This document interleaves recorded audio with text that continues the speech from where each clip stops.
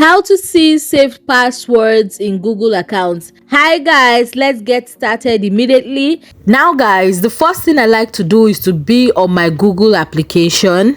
And the next thing would be clicking on your email icon at the top right hand corner of your screen. Then tap on manage account. Now when you get over here, you can go to the search bar and type passwords.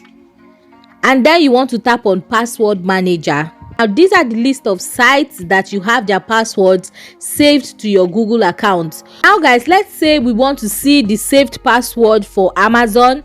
Now what you need to do is to just tap on amazon.com.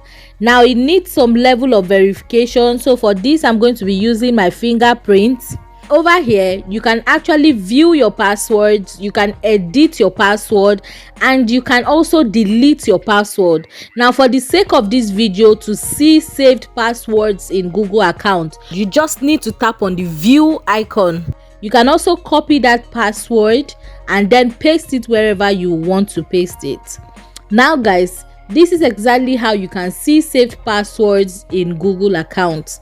Now if you found this video helpful, you want to click on the subscribe button to subscribe to this channel for more useful tutorials like this. Now see you in my next video. Bye.